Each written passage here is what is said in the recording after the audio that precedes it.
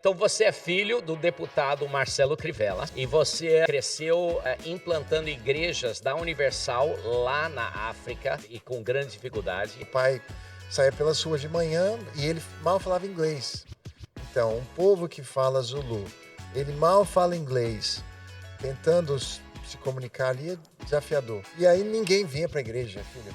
Não, qualquer lugar no Brasil você começa a ver, tem um doente aqui, tem um passando mal. A pessoa quer oração, ninguém nega oração. Sim. Mas não vinha. Meu pai chegou, ele me contou depois, ele falou, Deus, por que você me mandou para cá? Eu sou a pessoa errada.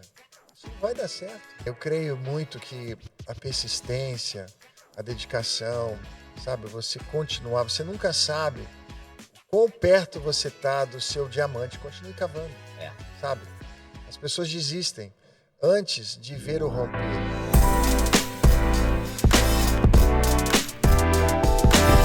Olá pessoal, meu nome é Philip Murdoch, bem-vindo aqui ao meu podcast Fala Líder. O objetivo desse podcast é desenvolver liderança na vida de pessoas ou na área ministerial, ou então na área empresarial. Meu objetivo pessoal é que nesse podcast Fala Líder, que você tenha mais conteúdo por minuto do que qualquer outro podcast. Quero convidar você já a se inscrever. Se inscreva aí no meu YouTube e também já curtir agora.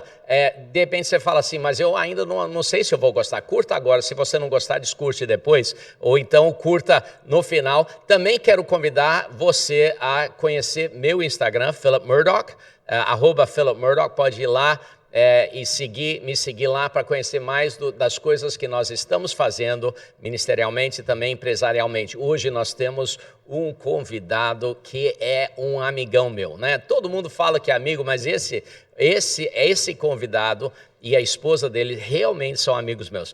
Eu não sei se você ouviu falar de um filme chamado Fé pro Impossível que está rolando ali. É um filme que fala sobre algo que aconteceu durante um mês comigo, com minha esposa. Ela levou uma paulada na cabeça, entrou em coma, passou por 6 cirurgias cerebrais. E quando isso aconteceu, eu tive que contar com a ajuda de amigos, né? Quando uma crise vem na sua vida, você precisa contar com a ajuda de amigos. E é nesses momentos que você realmente descobre quem são seus amigos. O Marcelinho Crivella e a Maressa Crivella realmente foram amigos. Eles foram um casal que buscou meus filhos na escola, levaram meus filhos para comer pizza, cuidaram dos meus filhos, trouxeram alegria para os meus filhos num período de grande dificuldade. Marcelinho Crivella, bem-vindo aqui ao podcast Fala Líder. Apresente-se um pouquinho mais aí, fala um pouquinho sobre você. Obrigado, Philip, que alegria estar aqui nesse podcast. É uma alegria. A alegria estar aqui nessa estrutura nova, linda. Tudo sempre crescendo ao redor da sua vida. Fico muito feliz por isso. E ter lembrado daquele período difícil, né, que se tornou um milagre tão bonito, que inspira tantas pessoas e hoje está no cinema e vivido de perto, o que se tornou um testemunho muito inspirador na nossa vida também. Sim. Marcelo, eu queria começar aqui falando um pouquinho sobre a sua infância, como é que é. Então você é filho do deputado Marcelo Crivella. Certo. E você cresceu com ele implantando igrejas da Universal lá na África. Conta aquela história de novo, porque eu quase chorei. Olha, Felipe, eu comentei da história ontem porque eu vi aqui uma igreja em formação, né? É claro que vocês estão em expansão, mas tem ainda um ar de novo aqui. Sim. E me lembrou do tempo que meu pai estava abrindo igrejas na África. A gente se mudou para lá, eu tinha 8 anos de idade. E o início foi muito difícil. Sim. Porque um missionário branco que vai para a África, isso em 93, onde o regime do apartheid, né, a gente estava na África do Sul, ele tinha acabado, mas ainda estava na mente das pessoas. Um homem branco nas regiões pobres daquele país era visto com muita desconfiança. Ninguém entendia, ninguém nunca entrava. Eu lembro que meu pai, uma vez conversando com o corretor, olha, eu estou procurando um imóvel em tal bairro. Aí o corretor, hã? Você? Eu nunca fui lá. Eu vivo aqui minha vida inteira, nunca botei o pé lá. E o meu pai, não, Deus me mandou aqui. Ele tinha esse senso de propósito, né? Sim. Mas foi muito difícil no início. Então, quando o começo do trabalho, você conhece bem, você não se faz nenhum trabalho missionário de plantação de igreja sem pessoas. Sim. Então você tem que começar a reunir gente. E a ideia era, qual a nossa estratégia? Eu era pequenininho, mas era um pedacinho de papel com um carimbo que dizia: pare de sofrer, participe de uma oração, endereço e horário. E saía distribuindo na rua aquilo. Só que as pessoas pegavam, olhavam para o meu pai e não entendiam. Muitos amassavam e jogavam no chão. Eles falavam assim: o mulungu, o funani o mulungu.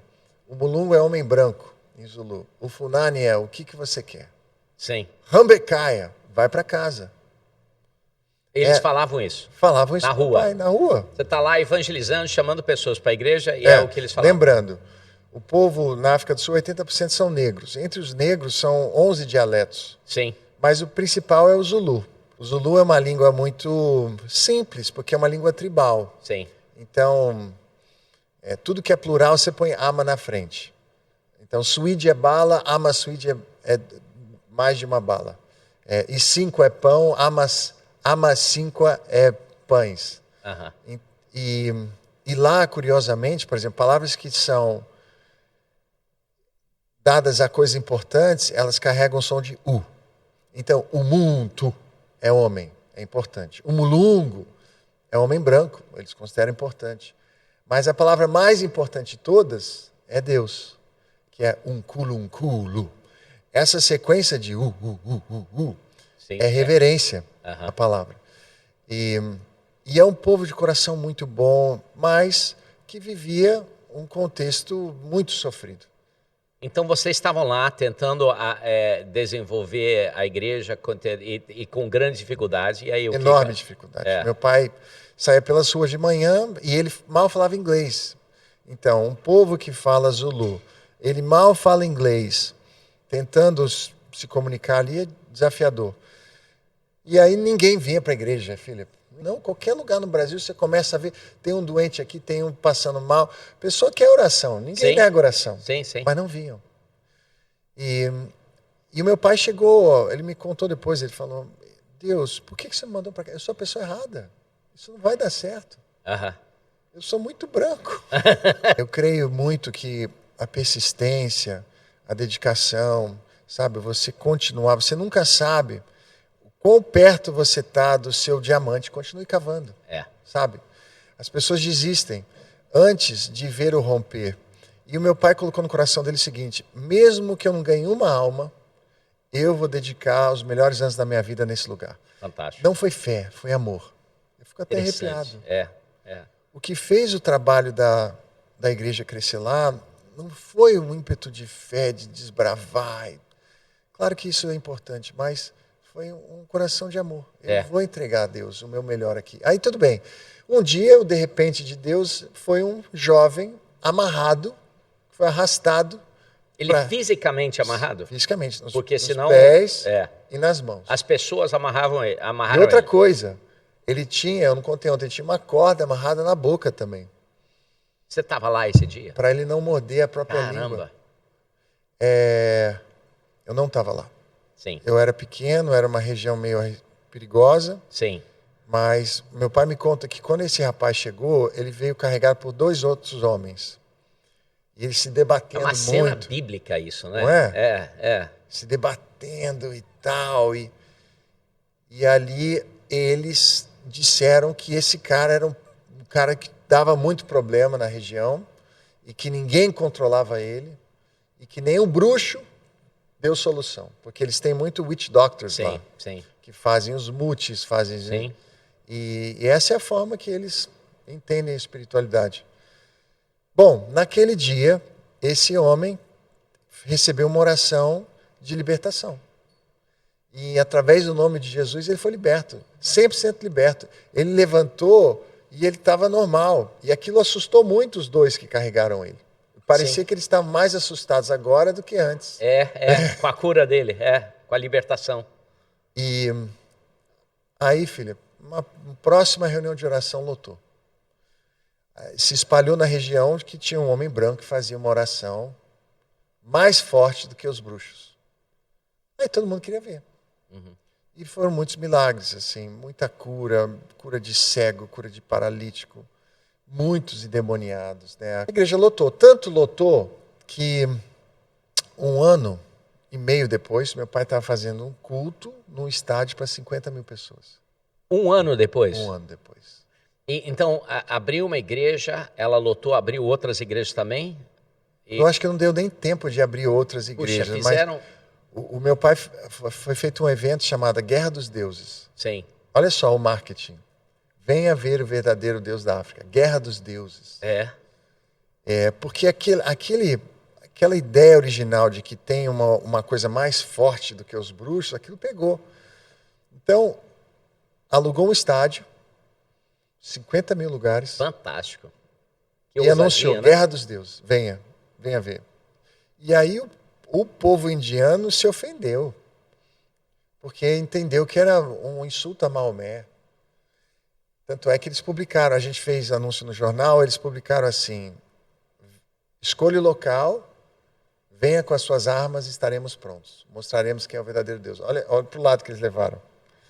E aí aconteceu um monte de coisa, como que parecia que o evento não ia acontecer, e briga e resistência, e o governo não gostou, e aí o mesmo dia foi publicado a visita do Papa.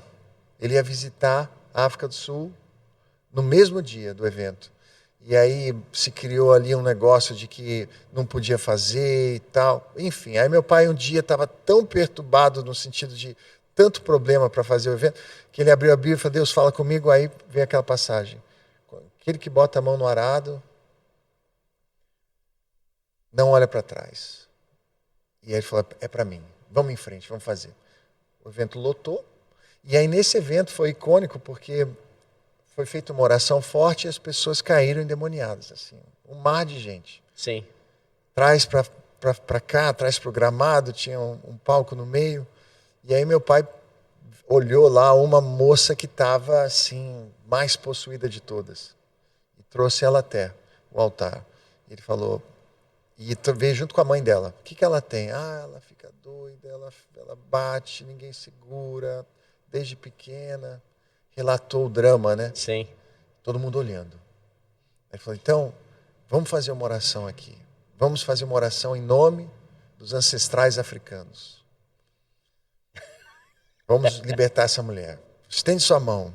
Em nome dos ancestrais, dos espíritos, dos nossos pais, dessa terra, dos guardiões, não sei lá. Seja liberta. A moça.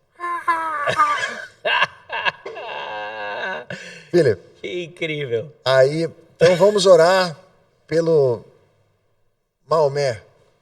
Orou. Vamos orar pelo um por um. Vamos orar agora em nome do missionário Marcelo Crivella. Orou. Nada. Falta aqui, gente. Faltou algum? Vamos agora fazer uma oração em nome de Jesus. Todo mundo esticou a mão, em nome de Jesus. Sai! Moça liberta. Incrível. Estádio assim, ó. Os olhos. Meu pai falou que aquele dia ele se sentia um grão de arroz num panelão de feijão. Fantástico. Então, isso é o que estava para acontecer. Sim. Mas nos dias de distribuir folhetinho na rua, nunca se imaginou.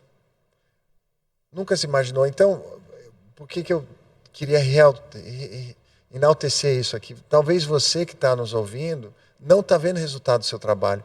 Você está dedicado, você tem uma palavra, você acredita que é seu propósito, sua intenção é boa, você não está vendo resultado. Não desiste.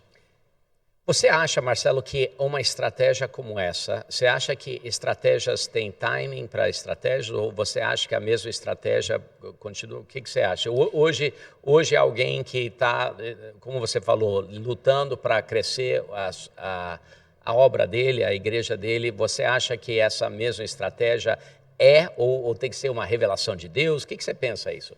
Philip, eu penso que é caso a caso, né? Caso a caso. Eu penso assim, tem muitos pastores que estão à frente de igrejas que nem deveriam ter aberto igrejas. Eu também acho. Eles começaram o ministério, na verdade, por rebeldia à liderança deles e saíram. Ou então a mãe dele chamou eles, né? Isso é algo mais bonito. Você vai ser pastor? Tá bom, mamãe. Esse é um olhar mais bonito.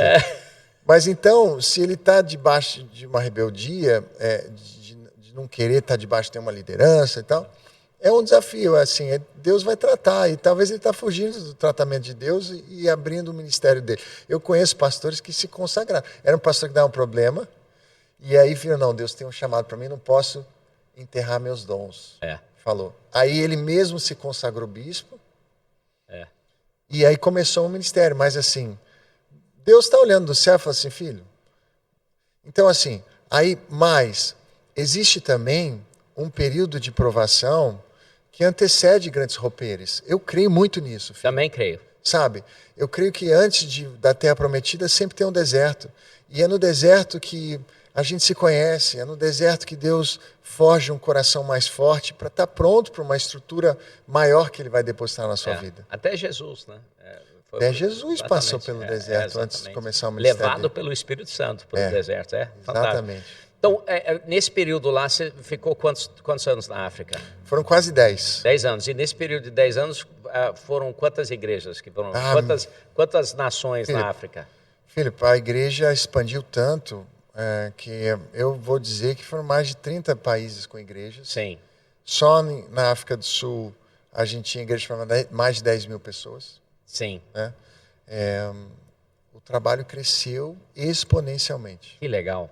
Que ótimo. Maravilha. E aí vocês voltaram em que ano? Sua família toda voltou? Sim, todos voltamos por conta, na época o Bispo Macedo, ele viu uma matéria sobre a seca no sertão. Sim. Aquilo comoveu o coração dele e ele ligou para o meu pai falando, olha, nós temos que fazer alguma coisa, vamos pensar num projeto de reforma agrária. Meu pai é engenheiro civil, meu pai que construía muitas das igrejas, tem uma cabeça muito boa para projetos estruturais. Sim. E aí ele veio para liderar isso. Sim. Que foi o projeto Fazendo a Nova Canaã, lá em Irecê, na Bahia. Sim, muito conhecido, fantástico.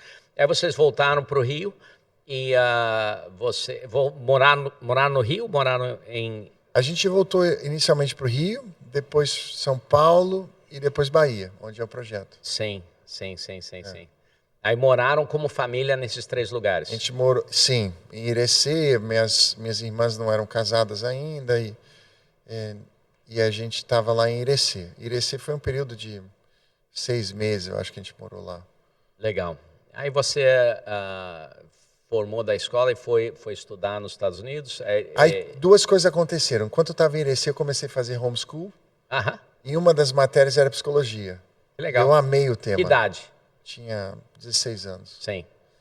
Eu amei o tema e eu falei, eu quero estudar isso na faculdade. E também, por conta da projeção que esse projeto teve, o nome do meu pai passou a ser muito conhecido e ele apareceu numa pesquisa espontânea para governo da Bahia. Eu não sabia. Parecia que ele... governador da Bahia, o nome Marcelo Crivella está aparecendo, o povo começou a falar no nome dele para ser governador por conta do sucesso do Projeto Nordeste. Sim. E aí, filha, nisso, o partido um partido no Rio chamou ele e falou, Crivella, a gente acha que você tem grande chance, mas não pela Bahia, pelo Rio. E a gente acha que podia ser o próximo senador. E, impressionantemente, sem nenhum antecedente político, meu pai vem para a eleição de 2002, eu creio, como candidato ao Senado, faz 3 milhões de votos. Uau. E aí começa a trajetória política dele. E como é que foi você, sendo filho lá, vendo a trajetória política, né? Seu pai foi prefeito, é deputado federal agora, Sim. Foi senador, foi ministro da Pesca. Foi. Como é que foi isso? Como é que foi você sendo filho ali?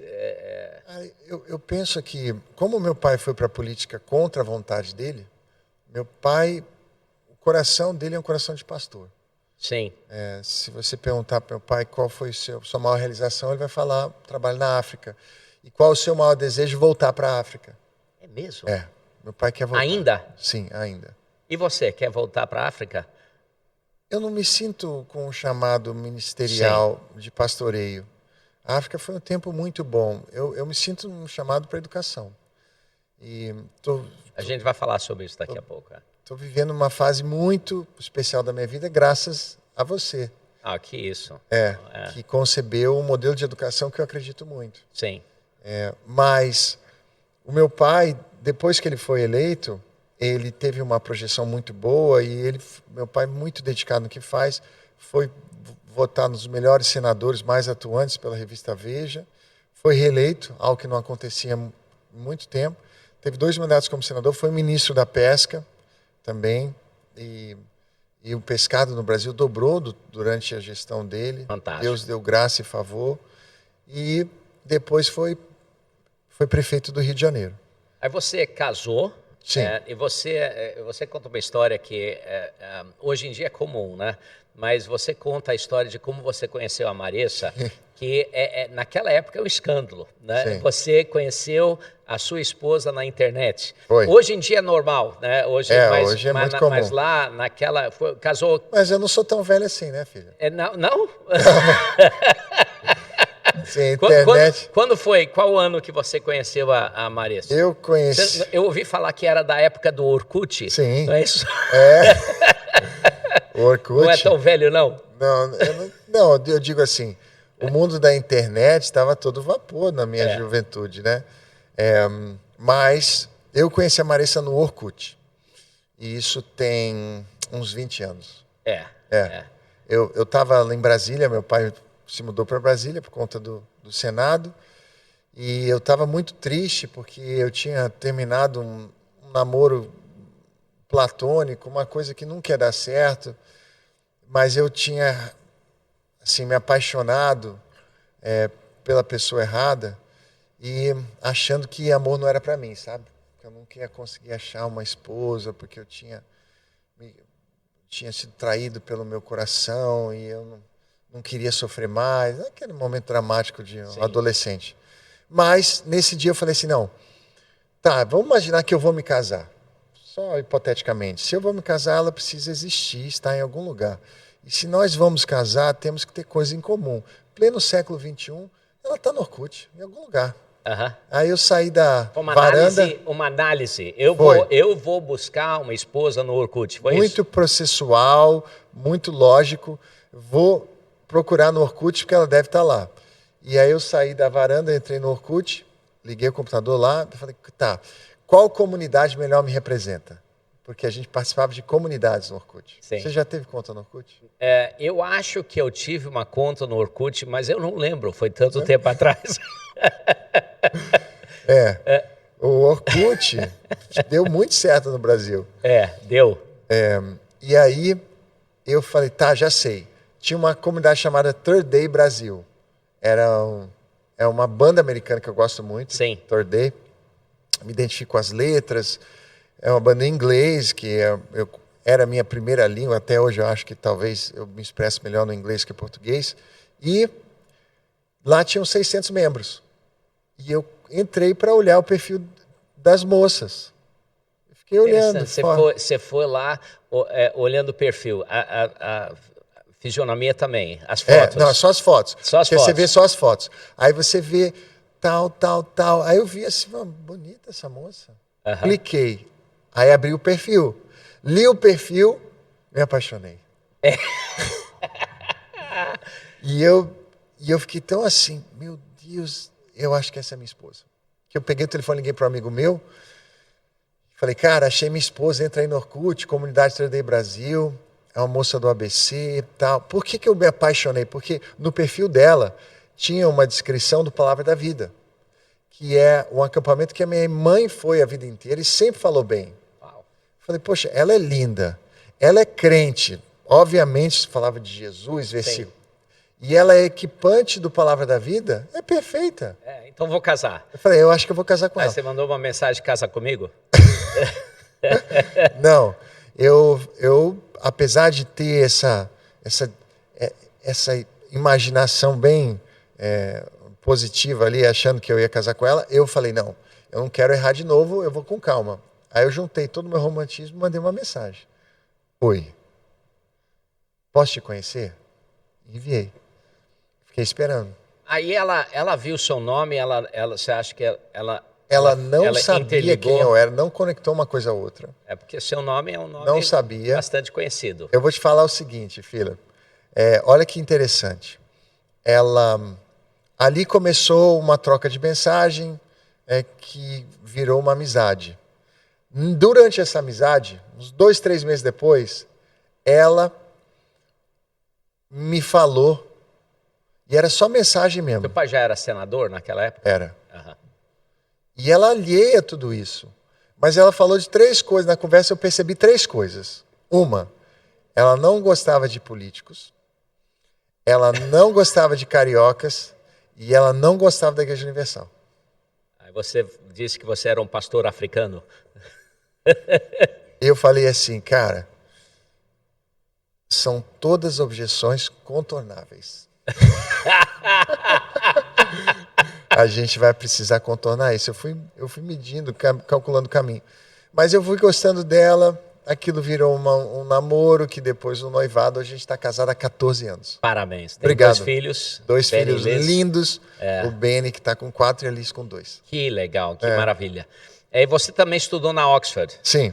Na Oxford, a gente vai começar a falar um pouco sobre educação, mas uma das conversas que você falou comigo sobre Oxford, que eu até hoje lembro, você falou assim, Oxford é uma universidade diferente das maiores. A maioria, você vai para uma universidade, você entra numa sala, tem um monte de carteira, você senta lá, escuta uma aula e você aí faz uma prova. Você falou, no Oxford não. No Oxford eles passam para você 1 ou 2 ou 3 livros para você ler, depois você chega e você entra numa sala com sofá de couro lá, e você senta lá e o seu professor fala assim, o que você achou?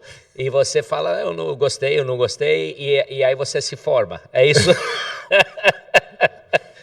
Oxford foi uma experiência incrível, porque foi exatamente isso. A gente, antes da primeira aula, a gente tinha que ler 3 livros. Por exemplo, uma matéria, Filosofia da Religião. Eu estava estudando os argumentos para a existência de Deus no tempo do Iluminismo. Então eu estava lendo George Berkeley, David Hume, Uau. E eu estava lendo um outro lá.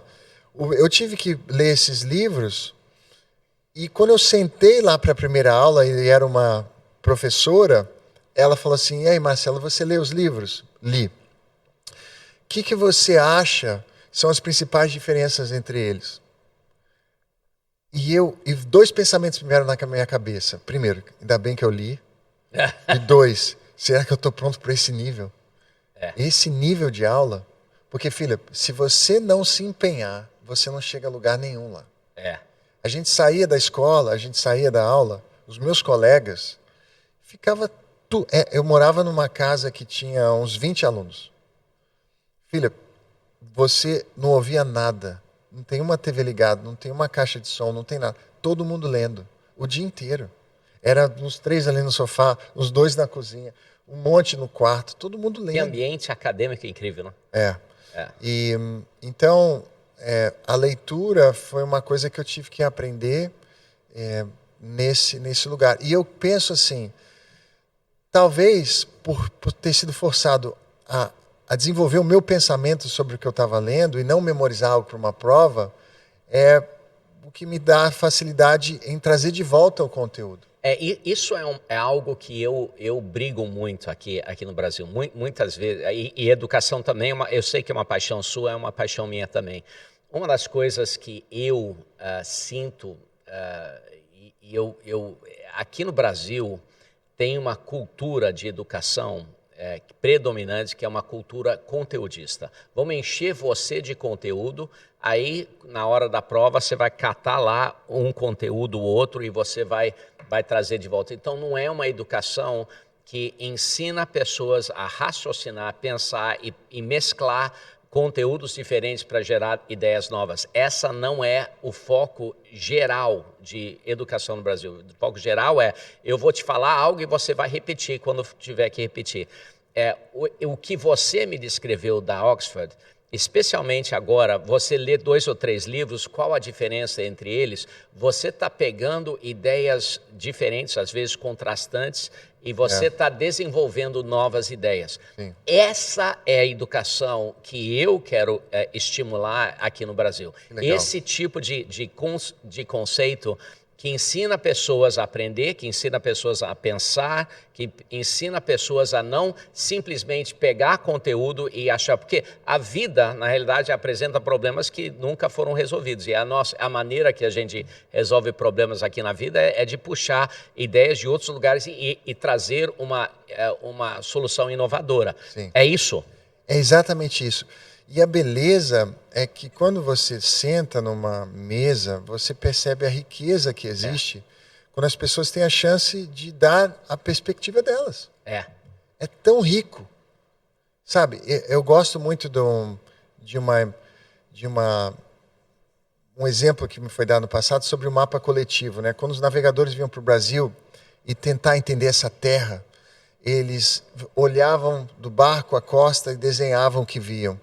Quando voltavam, eles comparavam, um foi para o norte, um foi para o sul. Só quando eles conseguiam comparar e juntar o desenho de cada um que começou a se formar o mapa. Que legal. Então, o mapa coletivo ele é sempre mais rico do que o mapa individual. E a gente tem que ter esse cuidado, porque há uma tendência natural do ser humano de defender ideias simplesmente por serem nossas. É verdade. Sabe? A gente se apega à ideia. Isso acontece muito no mundo da aposta. O mundo da aposta que virou uma febre no Brasil, você percebe, o cara aposta que vai ganhar, o cara aposta que vai perder, o time começa jogando mal ou bem, aquilo não interfere nele não, porque ele está preso à aposta, ele está preso ao que ele acredita que vai acontecer. E muitas vezes a gente se prende a uma forma errada de pensar, porque a gente não se permitiu viver o mapa coletivo. E isso dificulta o aprendizado. Total. Dificulta, porque você fica preso e novas informações, em vez de desenvolver a sua opinião, novas informações são rejeitadas ou não, porque são diferentes da sua. É um problema. Isso é um problema na sociedade, eu acho. Você não acha? Total. A gente falou de persistência, né? Existem desertos e tal. Você tem que se manter persistente. Mas, qual a diferença entre persistência e teimosia? Porque, às vezes, o cara não é questão de ser persistente, ele é teimoso. E o teimoso tende a ser o que não escuta, que não quer aprender, que não tem um espírito de humildade, sabe? Para reconsiderar o seu caminho. Ele está simplesmente fazendo o que sempre fez, sem se preocupar em aprender. Então, Marcelo, você já fez muita... Eu te conheço há bastante anos. Você já fez muita coisa. Se você foi líder de uma rede de cursos de games e de design gráfico. Depois você foi líder de uma rede de cafeterias e de café nos Estados Unidos. Você tem cursos próprios que você desenvolve. Você tem... Agora você está com uma legacy, né? Sim. Então você teve muitas coisas variadas que eu imagino que acrescentou muitos aprendizados de liderança. Puxa algumas coisas aí. Qual de tudo que você fez, qual é seu favorito? O que você tem a dizer aí? Olha, na minha jornada, eu aprendi que muitas pessoas focam muito em duas perguntas: o que fazer e como fazer. São perguntas importantes, mas eu aprendi que tem uma outra pergunta que ela é mais determinante. Sim. Que é a pergunta de quem. Quem? Porque em toda empreitada, em todo negócio, em todo desafio, ou em todo problema que a gente tem que resolver na empresa ou na vida pessoal, você pode despender muita energia perguntando o que eu tenho que fazer e como que eu faço. Ou você pode pegar um atalho, que é perguntando quem. Quem que resolve isso bem? Quem que tem uma trajetória comprovada nessa área? Quem que é o já chegou para onde eu quero ir. E aprender a perguntar quem, para mim, fez muita diferença. Porque eu creio, Philip, que tudo que a gente vai realizar na nossa vida, seja no âmbito pessoal ou profissional, será realizado com e através de outras pessoas. E tem muito valor para mim em relacionamentos. Sempre que minha vida foi para um novo patamar, teve a ver com uma nova conexão. Sim, sim. Então, a minha liderança hoje, quando as pessoas fazem cursos comigo, é muito voltado para o poder das conexões. O nome do curso é O Poder das Conexões? Networking de Valor. É o nome do curso. E esse curso está disponível para pessoas fazerem, se quiserem? A gente tinha uma plataforma online que não está mais, está sendo reformulada. Ele é só presencial. Sim. Então, hoje eu ministro ele lá em Sorriso. Nós vamos para a 5ª turma, agora em abril. Sorriso, estado de Mato Grosso, cara. Mato Grosso. Se você não conhece, você está perdendo. Passei a amar aquela cidade. Mas o mote era o seguinte: como eu trabalhava muito com jovens que sonhavam em empreender, através do Rise Up.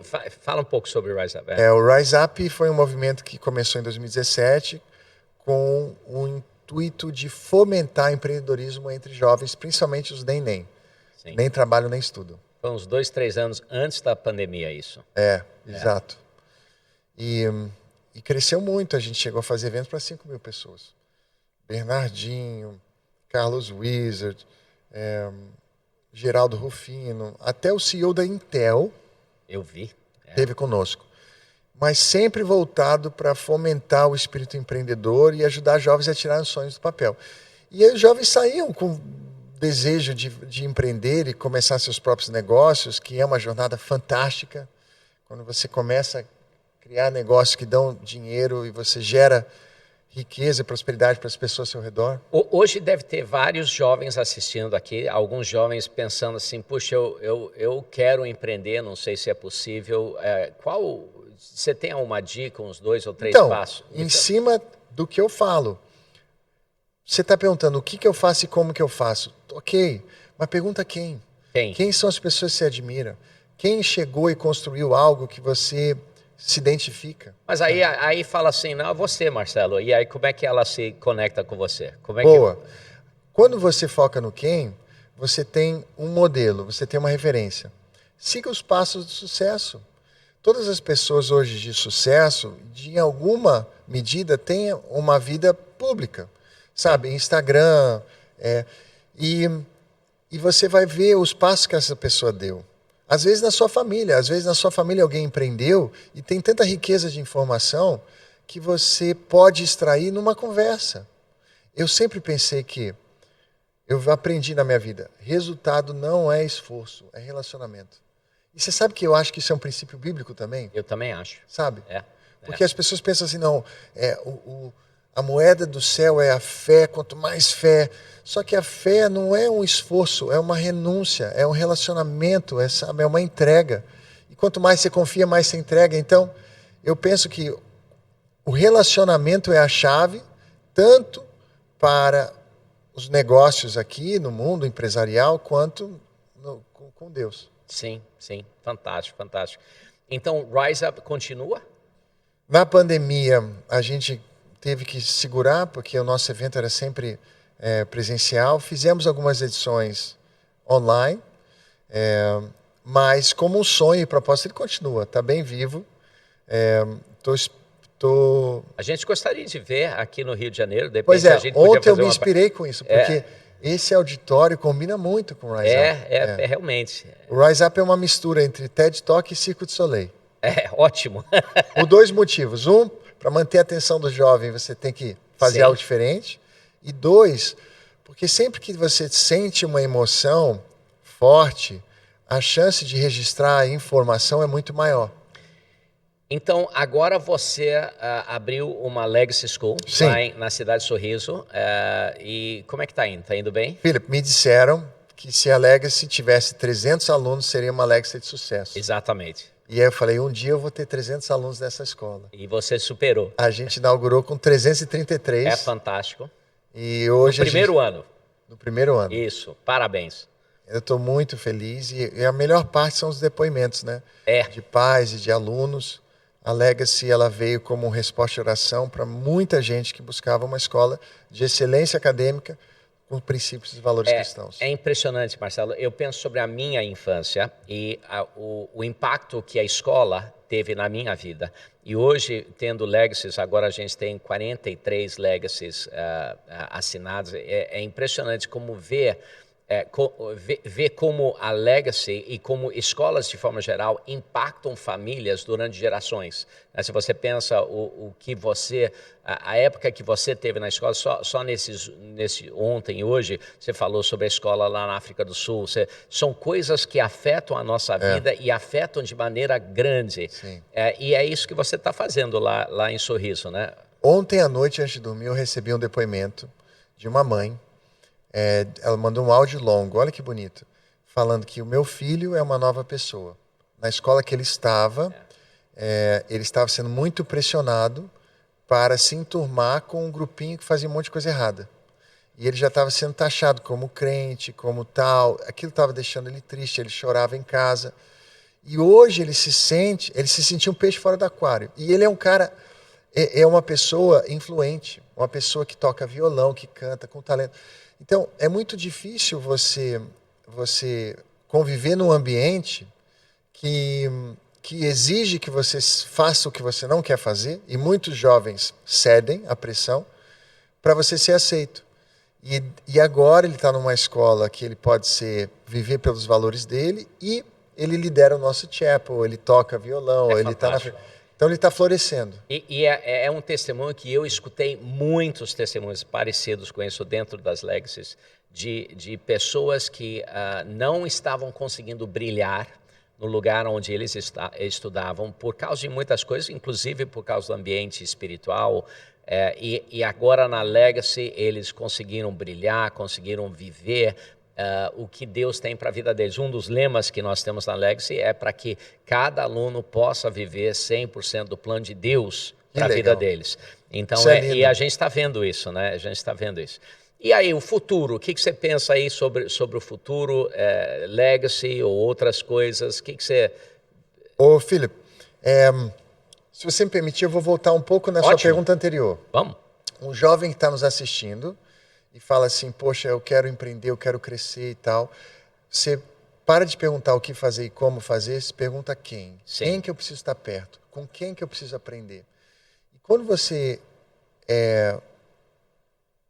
decidir listar essas pessoas, você vai se aproximar delas com muita generosidade, com o intuito de servir e ajudar.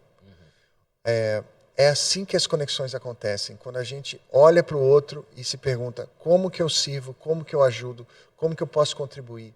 Você vai ver que o que a pessoa tem, que ela carrega, acaba se tornando acessível a você. Mas não é uma coisa que você faz querendo receber em troca, você faz por um espírito generoso que você vai nutrir. Quando a gente é generoso, a gente se assemelha ao nosso Pai no céu, que é generosidade pura. Você bota uma semente no chão, ela produz uma árvore que produz frutos, que vão dar muitas sementes e nunca vão acabar. Essa é a generosidade do nosso Pai. E é assim que a gente tem que ser. Pela generosidade, você cria uma rede de conexão, onde você faz tudo mais rápido, mais barato. Você precisa de uma resposta, você acessa. Você precisa de um acesso a um lugar, você acessa. Você precisa de um recurso, você acessa. Então, eu acredito que o poder e o diferencial de pessoas que realizam e tal são os relacionamentos que elas nutrem na sua vida. E, se hoje a sua vida está como está, avalie os relacionamentos que você tem.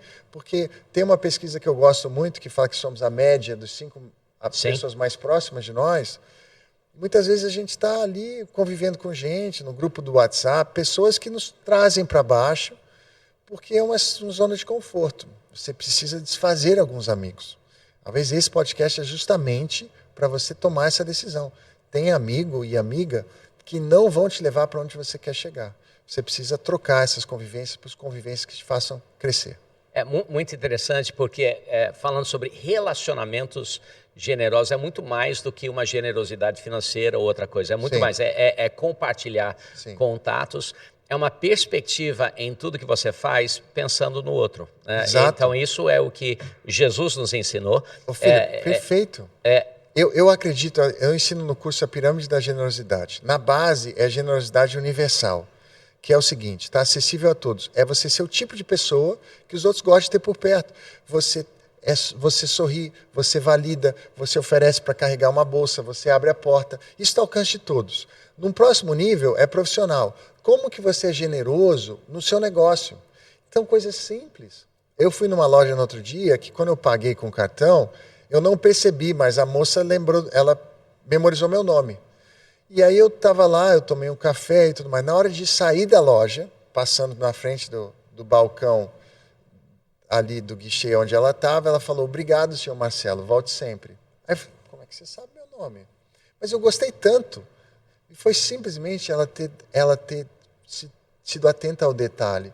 Tem tanta coisa que você pode incorporar no seu negócio, no seu dia a dia, que vai diferenciar o seu serviço ou produto pela generosidade. Às vezes ser generoso é só um esforço pequeno a mais, mas faz toda a diferença, né? Eu tenho um curso que falo sobre pregação generosa, né? Muitas pessoas pregam e subconscientemente o objetivo deles é mostrar para os outros como eles são inteligentes. Não é generoso. Não é. Pregação generosa é você pregar de uma forma que seja fácil para as outras pessoas crescerem, entenderem, serem elevadas. Excelente. Então, essa generosidade nos nossos contatos. E eu queria que a educação fosse generosa dessa forma também. Algumas pessoas, o conceito às vezes brasileiro é se é difícil, é bom. Mas imagina se o Steve Jobs fazendo o telefone Apple falasse assim, eu vou fazer um telefone muito bom, vai ser muito difícil de entender. Isso não é bom. É o simples, é simplificar. Isso que é generoso, isso é generosidade, né? É verdade. E agora, o futuro? Quais são os próximos passos aí para você? Philip, eu amo estar com você, porque é muito inspirador esse tempo que a gente está tendo juntos. Você é muito franco aqui e vulnerável com quem está assistindo, mas ontem eu te perguntei o seguinte, o que você está empolgado para ver acontecer na sua vida? E você deu algumas respostas. Por que eu perguntei isso? Porque eu quero saber onde está o seu coração e sua mente, para saber como é que eu me insiro nesse projeto para te ajudar. Porque eu sei que você vai crescer, eu sei que você vai avançar, e eu sei que você tem uma graça e favor para a educação. Tenho.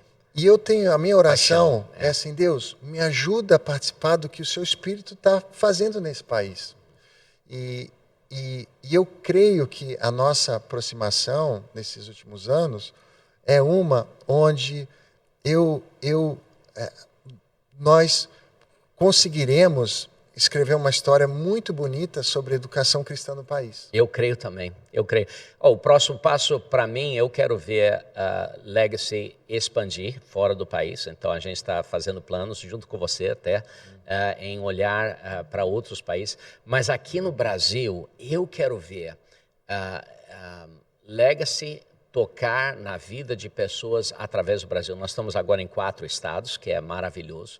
Em apenas 5 anos de escola, e isso é maravilhoso, mas eu quero também ajudar a educação no Brasil, eu quero poder ter participação na conversa de como vai ser educação através do Brasil. Eu acho que isso aí é alguns anos adiante, mas eu acho que nós juntos, eu acho que tem muita coisa que Deus deseja fazer através dessa conexão ali. Isso é lindo, isso inspira o meu coração. Isso passa por política, isso passa por áreas que a gente... E aí, de novo, né? A gente precisa ter boas conexões, a gente precisa nutrir relacionamentos fortes para que a gente possa viver o nosso propósito. Tem uma passagem na Bíblia que fala assim, e Davi achou graça perante Deus e aos homens. Sim. E achar graça perante aos homens é importante. É muito importante. Sabe, se você vive na perspectiva assim, não importa o que eles pensam de mim, o que importa é o que Deus pensa de mim. É perigoso isso, porque se você tiver uma má fama entre os homens, você vai estar muito limitado no seu impacto. Então, obrigado por me ajudar, porque ontem também eu me senti muito honrado, porque eu pude falar para uma igreja lotada, numa arena enorme. E agora a gente já está sonhando fazer um evento Rise Up para jovens aqui. Isso. Que tem a ver com o meu É propósito. impressionante, você começa a juntar uma coisa, você não imagina as outras coisas que podem começar a vir disso. Isso é o que é conexão, é isso? Exatamente. Então você vê aqui, nunca pensamos sobre Rise Up, mas já estamos pensando sobre Rise Up, já estamos pensando sobre Legacy em outros países. É isso que acontece quando você une pessoas? Olha, eu estava ontem vendo uma pesquisadora, e isso você vai encontrar em Harvard, em Stanford e Yale, falando sobre pessoas de alta performance. A convivência, isso não é de relacionamento, é simplesmente você estar num raio de distância de 15 metros. Se você vai para um escritório e você tem pessoas de alta performance que estão ali ocupando aquele espaço, aquilo influencia o seu comportamento em 25%. É muito interessante, sabe? É muito interessante. Então, para um jovem e para uma jovem hoje que querem fazer e realizar, poxa, eu quero fazer mais. Deus tem sempre mais para quem quer mais. Isso. Eu creio nisso. Eu também.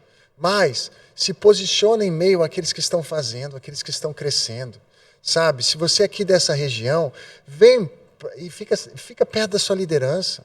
Pergunta o que precisa ser feito. Se é carregar uma caixa, carrega a caixa. Porque o seu salário não vai ser... O seu salário vai ser absorver um espírito, uma ideia, uma criatividade que está presente ali naquelas pessoas. Isso vale mais na sua idade do que dinheiro.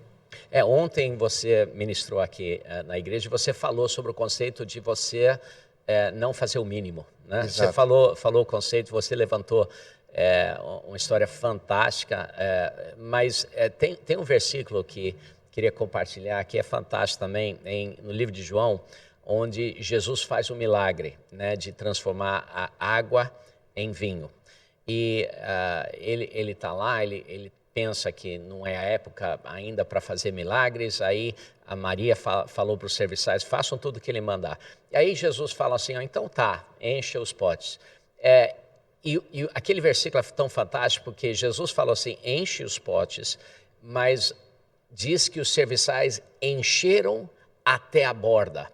Ou seja, quando nós estamos dispostos a fazer o nosso melhor, não simplesmente fazer o mínimo ou simplesmente fazer o que os outros esperam de nós, mas fazermos o nosso melhor, milagres acontecem, né? E uma coisa que me impactou ontem, você falou que o nosso melhor sempre dá para fazer, porque é o seu melhor, né? Por que você desenvolve isso aí? Philip, o meu pai, quando tinha 5 anos, a vizinha dele levou ele para a igreja pela primeira vez. Ele cresceu no lar católico.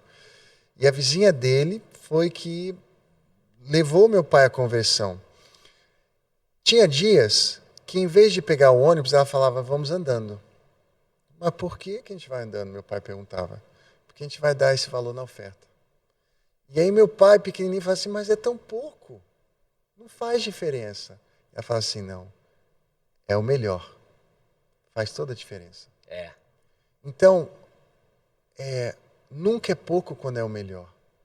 E o que é melhor para cada um, é o melhor para cada um. Então, você não tem que se preocupar com o que o outro fez ou deixou de fazer. Você tem que se preocupar em oferecer o seu melhor. E oferecer o seu melhor está ao seu alcance, é o seu melhor. E eu creio, Philip, que quando a gente faz o nosso melhor, a gente chama a atenção do céu. Né? E aí o milagre acontece. Eu não sei em que ponto ele acontece, mas acontece. Mas eu penso a mesma coisa, a multiplicação dos pães e dos peixes, né? Você vê um garotinho, 20 mil pessoas lá, 5 mil homens, 20 mil pessoas, o garotinho lá, o André vai lá, arruma alguém que tem uns 5 pães e 2 peixes. Qualquer um, a nossa análise, muitas vezes, é para não fazer o melhor. Né? A análise intelectual puxa, se eu guardar esses peixes e esses pães para mim, poxa, tenta comer 5 pães, não é pouca coisa não, né?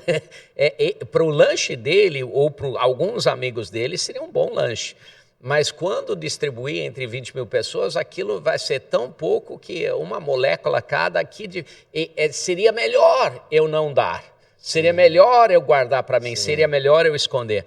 Mas quando nós pensamos assim, nós não pensamos sobre o poder milagroso de Deus e conexão, né? Quando nós somos generosos, e eu estou falando sobre em todas as áreas da nossa vida, nossa conversa, nossas amizades, quando nós somos generosos, Deus multiplica através de conexões, né? Então, a multiplicação dos pães e peixes aconteceu nas conexões, pegando os pães e peixes entre o garoto e Jesus e os discípulos e tocando nas mãos de 20 mil pessoas. Isso é o que acontece, né? E você sabe, Philip, essa história me fez pensar também o seguinte, eu fazia a seguinte pergunta: Deus, tudo bem, o Senhor multiplicou, mas sobraram 12 cestos? O Senhor errou a conta? Foi demais. E depois eu fiquei pensando assim, sobraram, por que sobraram? Por que o Senhor fez tanto a mais? Errou a conta? Como é que foi? Só que quando você está com uma multidão, você tem muita gente para alimentar, às vezes minha casa enche de pessoas, e está todo mundo com fome. Se você pediu esfirra e no momento que você abre as caixas em cima da mesa, a pessoa sente que vai faltar, aquela refeição não é tão prazerosa assim, porque já fica um negócio de tem pouco, cortam aqui, cortam ali. Deus fez ele fez para sobrar mesmo, porque para todo mundo se sentir à vontade e ver que, olha, vocês é um banquete. Come à vontade, come até não aguentar, porque isso aqui é para vocês, é um momento para vocês. Então, e eu vejo também a generosidade de Deus. Sim. Porque ele não faz só o suficiente. Ele poderia ter contado exatamente. Ele faz com abundância, que é o que a gente vê nas sementes das árvores. De repente, até, Deus queria abençoar as pessoas que ajudaram, né? Teve quantos discípulos que estavam ajudando aí? Né? De repente, levaram um cesto inteiro para casa. Olha só, quem serviu, né? Quem serviu, exatamente. Talvez. Gostei. Marcelo, estamos chegando aqui no final. Passa aí algumas últimas considerações finais. Que você... né? Filha, primeiro, muito obrigado por ser essa influência aqui no Brasil e por ter inspirado tantos jovens com esse Fala Líder. Toda vez que eu olho para a sua vida tem algo novo acontecendo, um líder incansável. Você que está assistindo, eu diria o seguinte: Deus tem um plano incrível na sua vida e existe recurso e conhecimento à sua disposição. Cuidado com as distrações. A gente passa tanto tempo hoje nas redes sociais que é um entorpecente mental se você não tiver cuidado. Ela vive da sua atenção e vai te alimentar coisas e o seu cérebro não vai conseguir vencer o algoritmo. Então, é melhor você ter um tempo de reflexão, pedir ao Espírito Santo para te mostrar o seu propósito, te guiar nas suas... E aí eu falaria o seguinte, tá bom, eu estou delongando, mas muita gente fala assim: Marcelinho, me dá uma dica, o que eu faço? Você que trabalhou com startups, você que tem investimentos em várias áreas, onde é que eu faço dinheiro? Qual a dica que você me dá? Boa pergunta, mas antes de olhar para fora, eu diria: olhe para dentro. Se conhece. Qual é a sua vocação? Qual é a sua aptidão? Qual é o seu talento? O que te move? Sabe, qual é o sonho que você quer realizar? Porque tudo na vida requer esforço e trabalho. Se você optar por uma área que você se identifica, nos momentos difíceis você vai persistir. Então, é muito importante você descobrir quem você é, sabe? Sua vocação, seu talento. Pergunta às pessoas mais próximas que gostam de você. E aí cria um plano de acordo com quem você é e que Deus fez e da forma que Deus te fez. E celebrando quem você não é também. Porque eu não sou o cara das planilhas, eu não sou o cara do pensamento analítico conforme, eu sou o cara de visão, de comunicação, de cultura. E graças a Deus, porque eu posso conectar com uma pessoa que é boa nisso e a gente se complementa juntos. Então, descobre quem você é e quem você não é, e isso vai facilitar muito a sua jornada. Marcelo, muito obrigado por estar aqui no Fala Líder. Obrigado por compartilhar sua visão aí sobre conexões, maravilhoso. Também quero agradecer você por estar aqui nesse podcast Fala Líder. E eu tenho um presente para você. Eu tenho um presente, se você quiser, eu escrevi um e-book gratuito para você fazer o download. Vai abençoar muito a sua vida. O nome do e-book é Fé para Viver o Impossível. Você pode fazer o download acessando o site www.philipmurdock, que é meu nome, .com. e aí você faz o download do livro ali, vai abençoar muito a sua vida, pode compartilhar com outras pessoas também. Esse site, com esse livro, só vai estar disponível mais algumas semanas, porque eu vou estar colocando um outro livro gratuito ali daqui a pouco, mas por enquanto ainda está disponível, então vá lá, faça o download da sua cópia desse livro. Também quero convidar você a me seguir aqui no YouTube, nesse próprio canal. Por quê? Porque você apertando lá, seguir, você vai ser alertado de novos podcasts que toda semana saem às quartas-feiras, 10 da manhã. E também você vai conhecer outros conteúdos que nós postamos aqui nesse site. Também convido você a ir lá para o meu Instagram, @PhilipMurdock, para você ver as outras coisas que nós estamos fazendo na igreja e outros lugares também. Muito obrigado de novo por estar com a gente nesse podcast Fala Líder.